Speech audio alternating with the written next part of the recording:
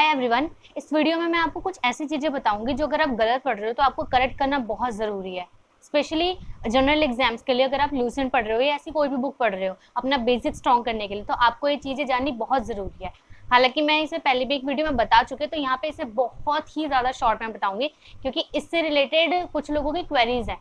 तो वो बुक्स या उनके मिस्टेक अगर आपको डिटेल में देखने हैं, उनका करेक्शन डिटेल में देखना है, तो आप प्रीवियस वीडियो देख सकते हो। प्रीवियस वीडियो में मैंने सब कुछ मेंशन किया हुआ है। यहाँ पर उससे रिलेटेड जो भी डाउट्स हैं लोगों के, उनको आंसर करूंगी। तो वीडियो को शुरू करते हैं। तो सबसे पहले क्वेश्चन है, ma'am can you tell us the question paper year जिसमें पूछे गए हैं बुद्ध लिटरेचर से क्वेश्चंस। तो ये उस वीडियो के बारे में, मतलब उस वीडियो की क्वेरी है बेसिकली। जो मैंने बताया कि लास्ट वीडियो में मैंने बुक की मिस्टेक को मेंशन करा हुआ है, उसे करेक्ट करा है वहाँ पे, क्योंकि बुद्ध लिटरेचर के बारे में जो उसमें कुछ डाउट्स थे, वहाँ पे जो गलती है उसको करेक्ट करना बहुत ज़रूरी है। और वही पेज नहीं, मैंने वहाँ पे वही पेज मेंशन किया हुआ है, लेकिन पूरी बुक में ऐसी और बहुत सी चीज़ें होंगी। तो मेन वहाँ पे ये बताया है, और इस वीडियो में भी शॉर्ट में बस इतना ही बता रही हूँ इस चीज़ के बारे में कि आप जो कुछ भी पढ़ो इतने ध्यान से पढ़ो कि अगर वहाँ कुछ भी गलत मेंशन है तो आप उसे फटाफट करेक्ट करो, उसे आपको पता लग जाए, मतलब वो पता लग जाए आपको, और आप वहाँ पे उसे करेक्ट करो। क्योंकि जो चीज़ आप पढ़ रहे हो उसको अगर आप याद कर रहे हो, उसके ऊपर क्वेश्चन आता है, तो ये बड़ी बात होती है एस्पिरेंट के लिए। और अगर वही चीज़ आप गलत पढ़ के जाओगे, वो वहाँ आ जाएगा, आप आता हुआ क्वेश्चन भी गलत कर दोगे। तो इसलिए जो कुछ भी पढ़ रहे हो उसे इतने अच्छे से पढ़ो कि कुछ भी गलत हो, आपको गलत लगे, वहाँ पे उसे तुरंत करेक्ट करो या फिर हाईलाइट करके उसे सही करो, उसका करेक्टेड आंसर वहाँ पे लिखो। तो इस क्वेश्चन में वो previous year question paper mention करने के लिए बोला है। ये CDS 1 2018 का क्वेश्चन पेपर है, और ये वाला CDS 2 2018 का क्वेश्चन पेपर है। 2018 में CDS के दोनों ही पेपर में बुद्ध लिटरेचर से क्वेश्चंस आए थे, और इसके बाद भी और भी क्वेश्चन पेपर्स में पूछे गए होंगे, इससे पहले भी पूछे गए होंगे। वो तो मैं यहाँ पे ये मेंशन कर रही हूँ क्योंकि जो वीडियो में मैंने बात करी थी वो मुझे इन क्वेश्चन पेपर्स का याद था, तो इसलिए मैंने मेंशन करा था। आप और भी क्वेश्चन पेपर्स देखोगे, वहाँ पे भी आपको बहुत सी ऐसी चीजें मिल जाएंगी। तो दोनों क्वेश्चन पेपर मैंने मेंशन कर दिए।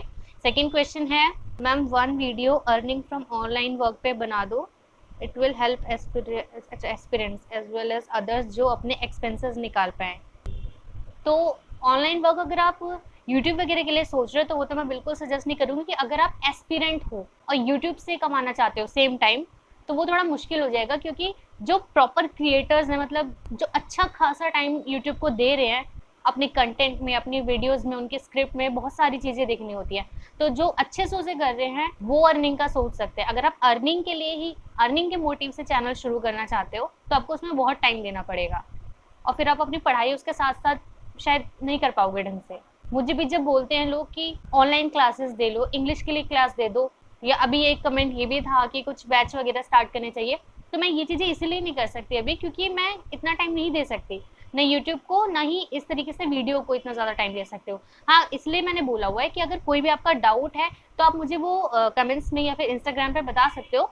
उस पर मैं सेपरेट एक वीडियो बनाने की कोशिश करूंगी कि अगर आपको कोई चीज़ दिक्कत कर रही है आपकी पढ़ाई में, पर रेगुलर क्लास देना वो उसके लिए टाइम में नहीं निकाल पाऊंगी। तो यूट्यूब से अर्न करने के लिए सोच रहे हो तो वो एक अलग केस है।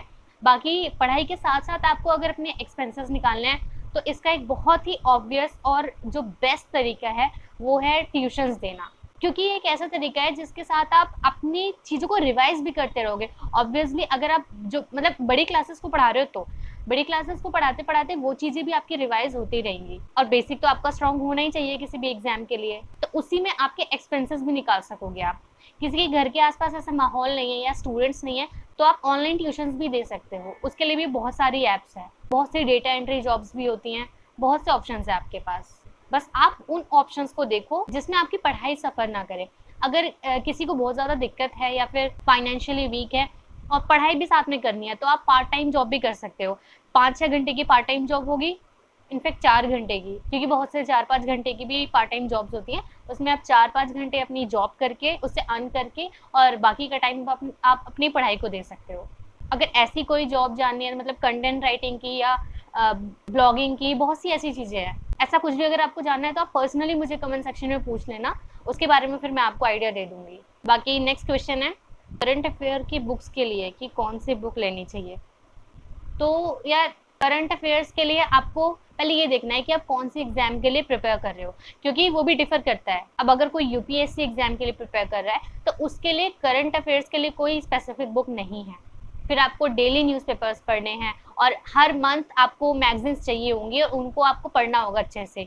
फिर चाहे उनसे नोट्स बनाओ या उसी में हाइलाइट करो आप इम्पोर्टेंट पोर्शंस को, उनको फिर टाइम टू टाइम रिवाइज़ करते रहो और सारी मैगज़ीन्स को आपको सँभाल के रखना भी है, क्योंकि रिवीजन के लिए आपको सभी की ज़रूरत पड़ेगी। तो यूपीएससी लेवल या फिर ऐसे एग्ज़ाम्स के लिए तो जहाँ पे बहुत लंबे टाइम तक आपको करंट अफेयर्स का सिलेबस कवर करना है या लंबे टाइम का कवर करना है, तो उसके लिए तो कोई स्पेसिफिक बुक नहीं है। लेकिन जो ये रेलवे या एसएससी मतलब कुछ जनरल एग्ज़ाम्स होते हैं जिनमें 1 साल तक का ही पूछा जाता है, उसके लिए एक बुक आती है स्पीडी, उसमें पूरे साल भर का करंट अफेयर होता है। तो उसको आप फॉलो कर सकते हो। अगर आपको 1 साल या 1 डेढ़ साल तक का करंट अफेयर जानना है, मतलब ऐसे किसी एग्ज़ाम की प्रिपरेशन कर रहे हो आप, जिसमें करंट अफेयर्स का सिलेबस इतना होता है, जो आपने या तो खुद एनालाइज़ किया हो या पीवाईक्यू वगैरह को देखकर, या आपको श्योर हो ये कि कोचिंग में बताया गया हो, सिलेबस में मेंशन हो, जो भी ऐसा हो, तो आप उसके हिसाब से अपना करंट अफेयर्स का सोर्स रख सकते हो। बाकी कोई बुक फॉलो करते भी हो तब भी आपको यूट्यूब पे या फिर गूगल पे इन सब में से देखते ही रहना चाहिए। बाकी नेक्स्ट क्वेश्चन है, ये एक क्वेश्चन था दूसरी वीडियो का, can we purchase any book which has PYQ of GS? I have text book पास, I think book is okay, ठीक है। मतलब मेन ये है कि ऑफलाइन या फिर ऑनलाइन कैसे पीवाईक्यू को प्रैक्टिस करना चाहिए। देखो, अगर आपको सब्जेक्ट स्पेसिफिक पीवाईक्यू का मतलब सॉल्व करने हैं क्वेश्चंस, सब्जेक्ट स्पेसिफिक प्रैक्टिस करनी है आपको, तो आप ग्रेडअप वगैरह पे कर सकते हो। ऑनलाइन का भी मैं बता रही हूँ, ऑनलाइन मैं भी ग्रेडअप पे ही प्रैक्टिस करा करती थी। उसके अलावा तो अब मैं कोई मुझे मतलब पता नहीं है, क्योंकि मैंने उसी पे देखे हैं। अब तो बहुत सारी ऐप्स हैं जहाँ आप सब्जेक्ट के हिसाब से, जैसे आपने भी पॉलिटी पढ़ी है, तो प्रीवियस ईयर क्वेश्चन में कौन से पॉलिटी के क्वेश्चन आए हैं, उस हिसाब से जाके आप अपनी प्रैक्टिस कर सकते हो। अब रही बात ये कि आपको ये ऑफलाइन रखना चाहिए या ऑनलाइन, क्योंकि जो प्रैक्टिस सेट्स या फिर प्रीवियस ईयर क्वेश्चन पेपर्स की बुक भी आती हैं, तो उनसे सॉल्व करना बेटर है या फिर ऑनलाइन क्वेश्चन पेपर डाउनलोड करके या ऐसे सब्जेक्ट स्पेसिफिक क्वेश्चंस देख के।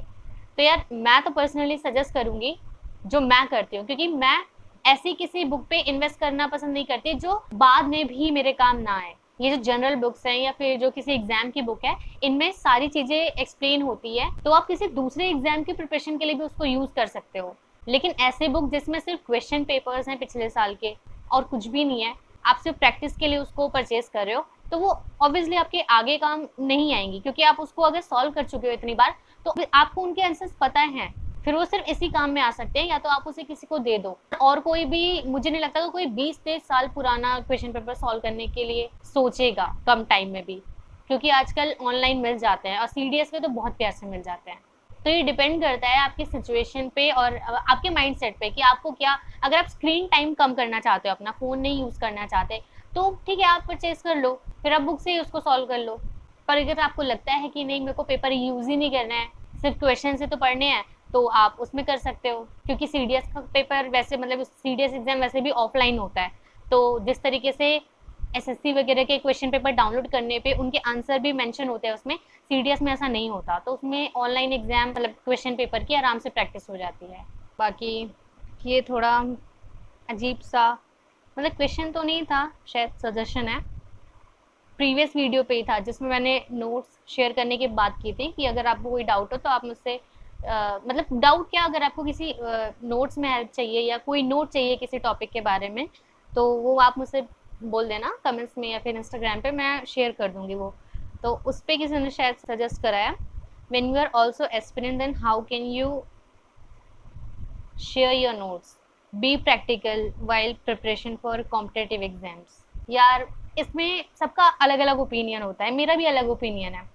जो डिजर्विंग कैंडिडेट्स हैं, जो मेहनत करते हैं, किस्मत भी उनका साथ देगी, तो डेफिनेटली वो क्लियर करेंगे ही एग्जाम, उसमें कंपटीशन उतना मैटर नहीं करता। हाँ, प्रैक्टिकल रहना अच्छा है, लेकिन ये सोचकर कि ये सब लोग मेरे कंपटीशन में है तो मैं इनकी हेल्प ना करूँ, या जिस रेस का मैं पार्ट हूँ उस रेस में अगर कोई भागते भागते मेरे सामने गिर गया तो मैं उसको हाथ ना दूँ, उसकी हेल्प ना करूँ, अपना जीतने की होड़ में बस भागती चली जाऊँ, ये चीज़ मैं नहीं कर सकती। ऐसा करके कंपटीशन के चक्कर में मैं इंसानियत को नहीं खो सकती। और ये सोच मेरी नहीं, बहुत लोगों की है, मैं ही इतनी प्रैक्टिकल नहीं हूँ, बहुत से लोग होते हैं। नोट शेयर कर देने से या अपने ही कंपटीशन की हेल्प कर देने से आप उनसे पीछे नहीं हो जाओगे या वो रेस में आपसे आगे नहीं हो जाएंगे। और आप इसको रेस सोच ही क्यों रहे हो? खैर वो सारी बहुत अलग ही, वो अलग मुद्दे हैं, वीडियो को शॉर्ट ही रखना है, सिर्फ क्वेश्चन आंसर करने थे, तो सबका अलग ओपिनियन है और सबको अपने हिसाब से चलना चाहिए। तो अभी तो इतने ही क्वेश्चंस थे शायद जिनको अभी आंसर करना ज़रूरी था। अभी भी अगर आपको कोई डाउट हो तो आप मुझे यूट्यूब के कमेंट सेक्शन में या फिर इंस्टाग्राम पे पूछ सकते हो। Best of luck.